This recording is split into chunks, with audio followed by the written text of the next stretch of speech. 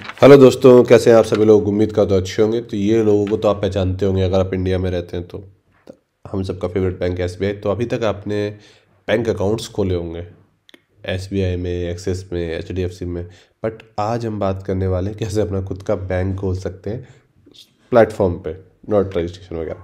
ठीक है, तो कैसे कर सकते हैं। तो उसके लिए हमको वाइजर बैंक की स्क्रिप्ट चाहिए। ठीक है, डिजिटल बैंकिंग सिस्टम जिसमें हम एफडी कर सकते हैं, जिसमें हम फिक्स डिपॉजिट कर सकते हैं, pension system, loan management system, काफ़ी कुछ कर सकते हैं।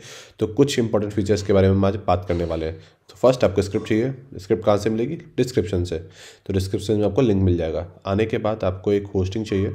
तो होस्टिंग पे आने के बाद अपने फाइल मैनेजर में आने के बाद आपको फाइल अपलोड करनी है। तो हम फाइल अपलोड कर देते हैं। जब तक फाइल अपलोड हो रही है तब तक एक डाटाबेस क्रिएट कर लेते हैं। तो डाटाबेस क्रिएट करते हैं।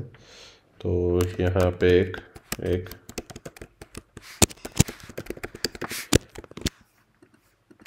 डाटाबेस क्रिएट हो जाए।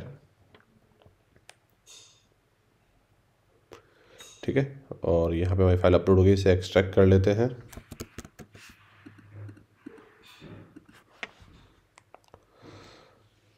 तो ये हमारी यहाँ पे फाइलें सारी आ चुकी हैं। अब इसको हम जल्दी से खोल लेते हैं। तो कुछ इस तरह से दिखेगा। अब हमें कुछ परमिशंस देनी। एक चीज़ और याद रखिएगा, इसके लिए जो वर्जन रिक्वायरमेंट है वो 8.1 रिक्वायरमेंट पीएचपी वर्जन। तो आपसे चेंज कर सकते हैं। अगर आप होस्टिंग का चला रहे हैं तो पीएचपी कॉन्फ़िग में आएंगे, यहाँ से आपको 8.1 का ऑप्शन मिल जाएगा, तो इसे आप चेंज कर सकते हैं।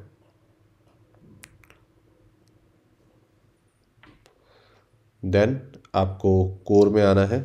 ठीक है, तो हमें क्या करना है, कोर बूटस्ट्रैप कैश को 755 की परमिशन देनी है। तो जल्दी से दे देते हैं। और ये हमारी परमिशन हो गई 777। ठीक है, देन कोर के बाद हमें कहाँ पे जाना है, हमें जाना है कोर स्टोरेज। स्टोरेज के अंदर सभी को। तो पहले हम स्टोरेज को परमिशन दे देते हैं, फोल्डर को। Then app, framework and logs files को, तीनों फोल्डर्स को हमको परमिशन देनी है। तो जल्दी से हम परमिशंस दे देते हैं। जैसे परमिशन हो जाए नेक्स्ट पे क्लिक करेंगे, रीचेक करेंगे, नेक्स्ट पे क्लिक करेंगे। जो भी डाटाबेस बनाया था, तो हमने डाटाबेस बनाया था उसका नाम कॉपी कर लीजिए। ठीक है, यहाँ पे डाटाबेस का नाम, यूज़र नेम डालिए, यहाँ पे अपना लोकल होस्ट डालिए, यहाँ पे क्रेडेंशियल डालिए, यहाँ पे जो क्रेडेंशियल से आप लॉगिन करना चाहते हैं उनको डालिए और इंस्टॉल नाउ पे क्लिक कर दीजिए।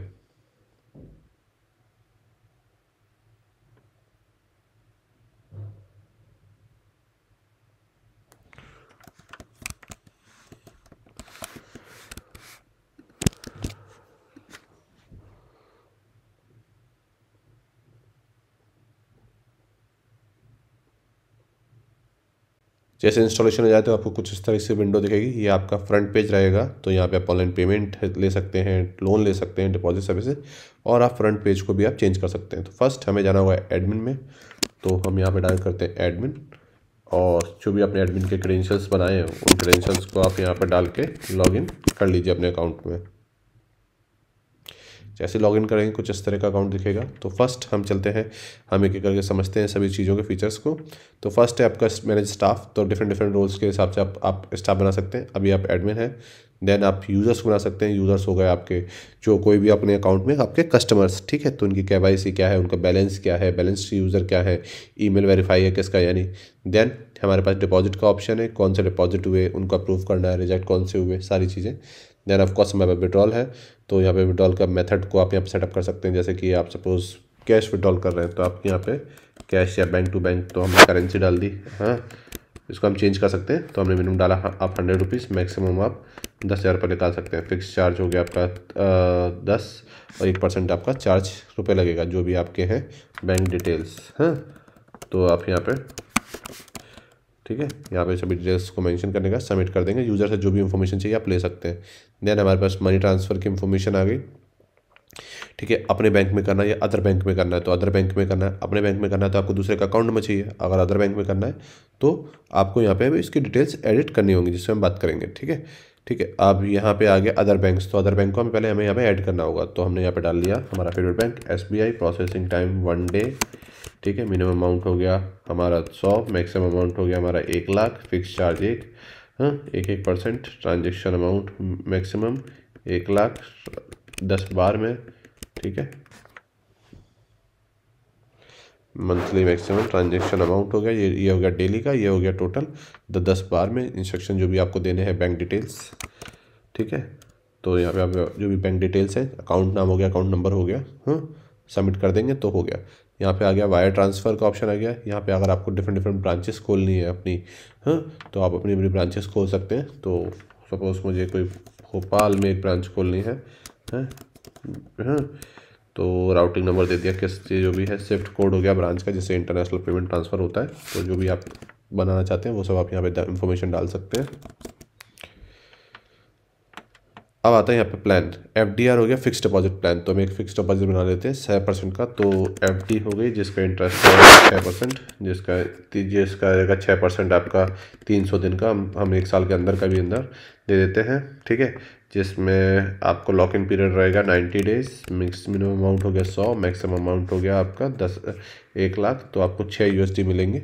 ठीक है, DPS हो गया, आपका पेंशन हो गया, इसी तरह से आपका लोन हो गया। तो हम एक लोन बना देते हैं। तो लोन का प्लान हो गया अराउंड, होम लोन हो गया। ठीक है, होम लोन मिनिमम अमाउंट हो गया आपका 10,000, मैक्सिमम अमाउंट आपका 1 लाख तक। इंस्टॉलेशन परसेंटेज पे चार्ज लगेगा आपका 1%। हाँ, 30 डेज़ का होगा। टोटल इंस्टॉलमेंट रहेंगी आपकी 12, हम 1 महीने तक का दे रहे हैं। ठीक है, या फिर हम इसको कर देते हैं। ठीक है, तो यह हो गया जो भी आपको इंस्ट्रक्शन देना है। चार्जेस अप्लाई इफ डिले, तो 500 रुपये का होगा। फिक्स चार्ज होगा आपका 10%।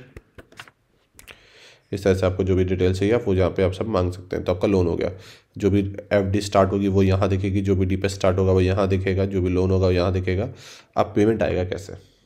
ठीक है, तो एक तो हो गया ब्रांच के थ्रू आप ले सकते हैं। दूसरा मैनुअल पेमेंट गेटवे या ऑटोमेटिक पेमेंट गेटवे के थ्रू ले सकते हैं, लेजर पे के थ्रू ले सकते हैं।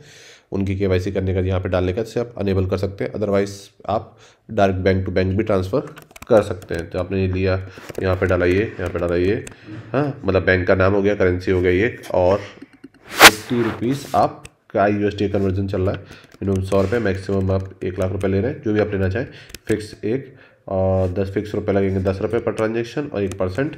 ठीक है, बैंक की डिटेल्स के थ्रू, वो आपके बैंक जो भी आपकी बैंक की डिटेल्स होंगी। ठीक है, जो, हाँ, आपका अकाउंट नंबर हो गया यहाँ पे। ठीक है, IFC कोड हो गया या स्विफ्ट कोड हो गया, जो भी आपकी डिटेल्स है वो सब आप यहाँ पे डाल देंगे। तो वो यूज़र आपके अकाउंट में पैसा ट्रांसफ़र कर देगा, आप उसे यहाँ पे वेरीफाई करके अपलोड कर देंगे। जनरल सेटिंग्स में ऑप्शन आ जाएगा कि यहाँ पे क्या क्या ऑप्शंस हैं, जैसे कि आपका करेंसी का नाम, आप अब जैसे हम लोग USD डील कर रहे हैं, ठीक है, तो आप INR में कन्वर्ट कर सकते हैं। ठीक है, यहाँ पे वही सब सारी इन्फॉर्मेशंस है। ठीक है, यहाँ पे आगे KYC के लिए अगर सपोज आपको कुछ स्पेशल आधार कार्ड, पैन कार्ड इंडिया में चाहिए, तो वो आप सब कुछ यहाँ पे अनेबल डिसेबल कर सकते हैं कि क्या क्या ब्रांच यूज़र रजिस्ट्रेशन अनेबल करना है, ऑनलाइन यूज़र रजिस्टर कर सकता है नहीं कर सकता है। ठीक है, KYC वेरिफिकेशन करनी है नहीं करनी है। ठीक है, तो ये सारी चीज़ें अभी के लिए हमने सब यहाँ पे डिसेबल कर रखा है। इन केस आप चाहें तो आप SMS नोटिफिकेशन अनेबल कर सकते हैं, ईमेल वेरिफिकेशन अनेबल कर सकते हैं। तो वो सारी चीज़ें यहाँ पे हो जाएंगी। अब हम चलते हैं, एक यूज़र बनाते हैं, उससे सभी चीज़ें करके देखते हैं। तो नॉट साइन इन, हमें फर्स्ट साइन अप करना है।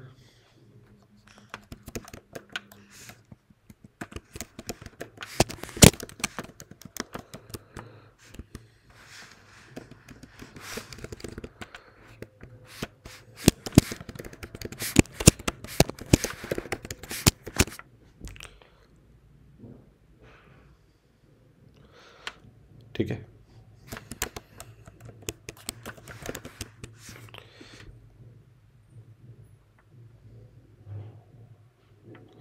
तो ये हमारा अकाउंट नंबर हो गया। अगर आपको सपोज इसी बैंक में किसी और को ट्रांसफ़र करना है तो आपको ये अकाउंट नंबर चाहिए होगा।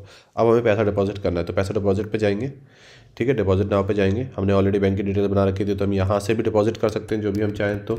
ठीक है, और सेकंड ऑप्शन हमारे पास एक और ऑप्शन है, अगर हम चाहें जैसे ब्रांच के थ्रू, तो हम एक्टिव यूज़र में जाने के बाद, ठीक है, यहाँ से भी बैलेंस को इंक्रीज़ कर सकते हैं। तो हम यहाँ पर दे देते हैं 5000 रुपीज़, रिमार्क दे दिया। तो अब अमाउंट डिपॉजिट हुआ नहीं हुआ हम चेक करते हैं, तो देख हमारा अवेलेबल बैलेंस यहाँ पे आ चुका है। ठीक है, तो अगर हम विड्रॉल रिक्वेस्ट करना चाहें तो हम यहाँ पे विड्रॉल रिक्वेस्ट भी कर सकते हैं। देखिए यहाँ पे आ जाएगा कैश। ठीक है, आपने जो भी अमाउंट डाला, ठीक है, मेथड डाला, हाँ, और आप यहाँ से विड्रॉल रिक्वेस्ट डाल सकते हैं। अब हमें सपोज FD करनी है, तो 6% की FD आ गई। अप्लाई नाउ पे क्लिक किया और हमने यहाँ पे डाला कि हमको $300 की $300 की FD करनी है। ठीक है, और सबमिट पे क्लिक किया।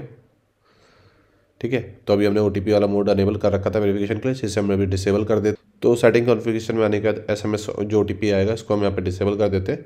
हाँ, अभी के लिए आप इसको अनेबल कर सकते हैं। तो अब हम फिर से जाते हैं FDR में और फिर से यहाँ पे अप्लाई नाउ पे जाते हैं, एक अमाउंट डालते हैं, ठीक है, और सबमिट कर देते हैं, ठीक है, कंफर्म कर देते हैं, ठीक है। तो ये हमारी यहाँ पे हो गया। अब देखते हैं यहाँ पे आके FDR हुआ या नहीं हुआ। तो FDR में जाएंगे, ठीक है, रनिंग FDR पे क्लिक करेंगे। ये देखिए हमारी यहाँ पे FDR स्टार्ट हो चुकी है। तो इतना अमाउंट हमारा फिक्स डिपॉजिट में चला गया। सेम हो गया लोन के लिए। अगर हमको लोन लेना है तो हमने यहाँ पे गए, ठीक है, हमने यहाँ पे अपना अमाउंट डाला, कन्फर्म पे क्लिक किया, ठीक है, ओके। तो मिनिमम अमाउंट हमें 10,000 डालना है। तो